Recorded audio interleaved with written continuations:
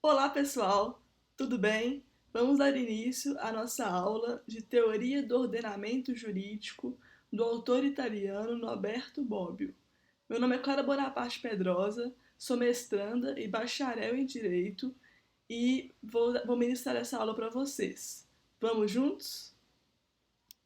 Bom, gente, então vamos dar início. Vamos falar agora sobre a introdução à obra.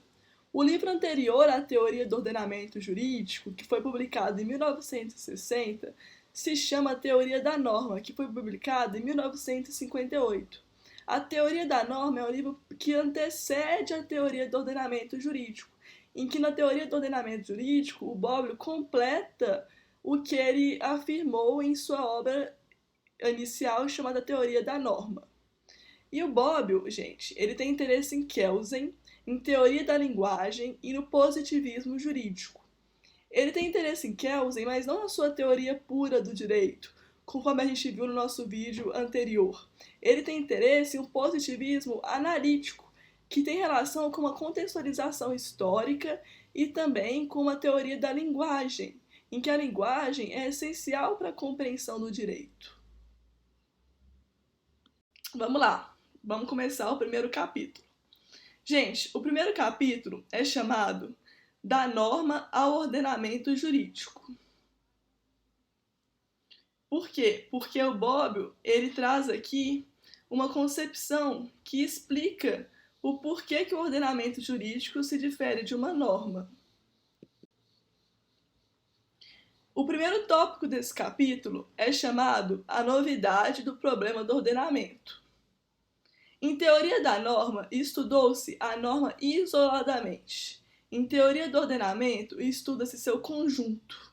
O conjunto de normas é chamado ordenamento. Então, em teoria da norma, o Bobbio ele só estudou o fenômeno normativo, o fenômeno de uma norma só. Só estudou a questão das normas em si. Enquanto que em teoria do ordenamento jurídico, a gente estuda o conjunto de normas. E o conjunto de normas é chamado de ordenamento. Eu gosto de usar o exemplo da árvore e da floresta. A árvore que está à esquerda de vocês seria a norma. E a floresta seria um conjunto de árvores. E esse conjunto de árvores é chamado de ordenamento. E o segundo tópico é chamado Ordenamento Jurídico e Definições de Direito. Foram feitas várias tentativas, sem sucesso, para definir o direito por meio de elementos da norma jurídica. Então foram feitas várias tentativas de definir o direito somente com base na norma jurídica. Só que, para elencar o direito por meio da norma jurídica, tentou-se caracterizá-la em 4 critérios. Então, para tentar definir o direito como norma apenas, tentou-se caracterizar a norma por meio de 4 critérios, sendo eles: 1.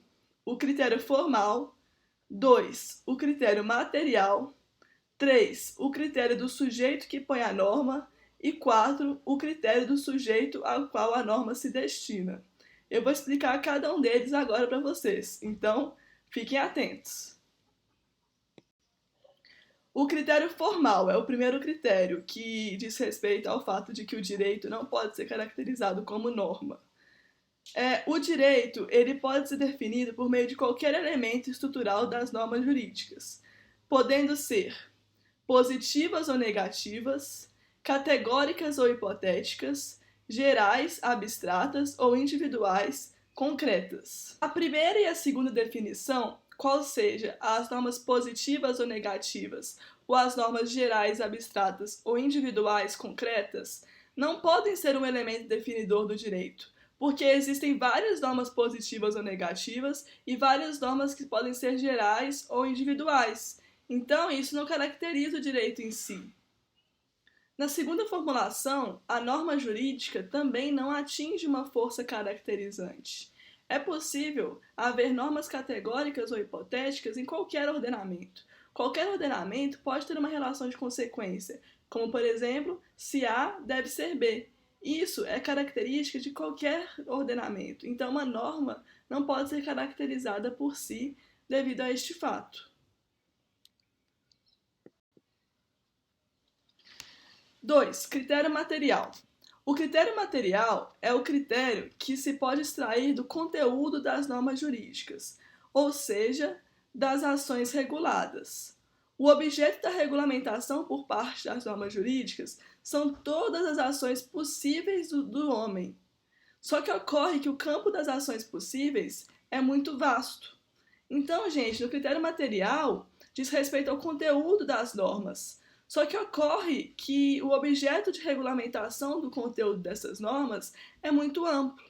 Com isso, a gente não pode caracterizar as normas jurídicas apenas pelo critério material, apenas pelo critério do seu conteúdo. E 3, o critério do sujeito que põe a norma. O ordenamento é definido por meio da soberania. Quando o direito é definido por meio da soberania, o que vem em primeiro plano não é a norma isolada, mas sim o ordenamento. Então, gente, quando a gente pensa na relação dos três poderes, do legislativo, do executivo, do judiciário, eles produzem normas para o ordenamento. Não produzem normas isoladas para cada tipo de poder. Eles possuem normas que dizem respeito a todo o conjunto do ordenamento do direito. Não, a todo o conjunto de ordenamento que diz respeito à sociedade, e não à norma em si. Então, as normas, elas dependem do contexto do ordenamento. E o quarto critério, que seria o último critério, seria o critério do sujeito ao qual a norma é destinada. A norma jurídica possui sentimento de obrigatoriedade.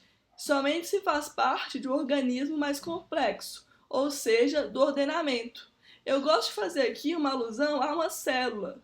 A célula, ela não vai exercer sua função apenas sozinha. A célula, ela depende do contexto do corpo humano.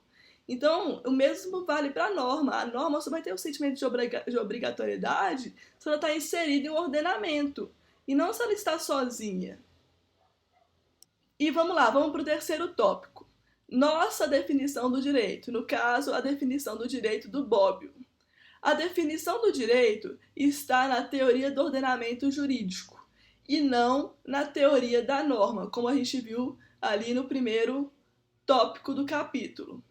E o Bobbio diz: o que comumente chamamos de direito é mais uma característica de certos ordenamentos normativos do que de certas normas. Então, gente, para o Bobbio, o direito é muito mais um ordenamento do que uma norma. O direito está inserido em um ordenamento e não em uma norma por si. Isso tem que ficar bem claro para vocês, porque essa é a teoria do ordenamento jurídico do Bobbio e não a teoria da norma. E o quarto tópico diz respeito à pluralidade de normas. O ordenamento jurídico, como a gente estudou, seria um conjunto de normas. E, para o Bobbio, existem 3 possibilidades de conceber um ordenamento composto de uma norma única, sendo eles: 1. Tudo é permitido, 2. Tudo é proibido e 3. Tudo é ordenado. Só que ocorre que isso não é possível de existir. Por quê? Porque se a gente tivesse um ordenamento com apenas uma norma em que tudo é permitido, seria bem impossível, porque se tudo é permitido, a gente estaria em um estado de natureza, e não em um ordenamento jurídico. E 2, se tudo fosse proibido, seria impossível a existência de qualquer vida social humana, porque assim não há liberdade. E 3, tudo é ordenado, as normas estariam sempre em conflito, e elas seriam inexequíveis. Então, não é possível haver um ordenamento com uma norma única.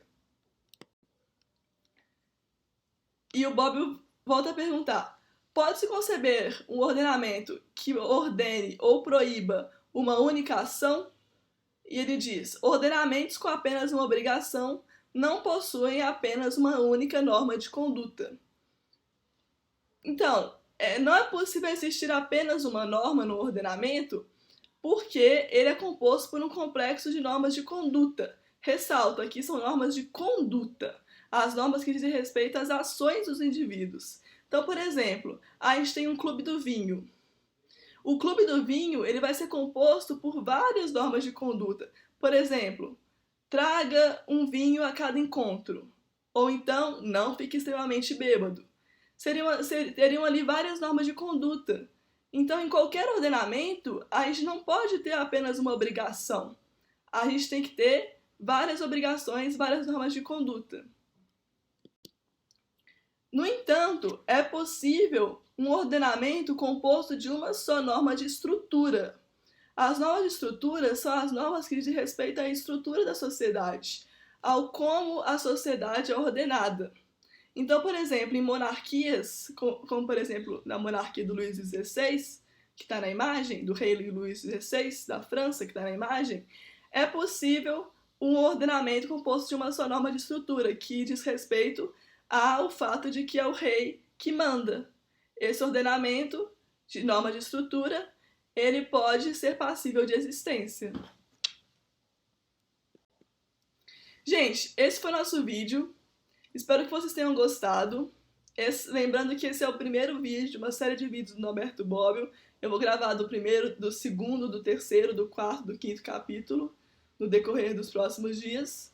Então, se vocês gostaram, se inscreva no canal, dê o like e comente. Tudo bem? Muito obrigada!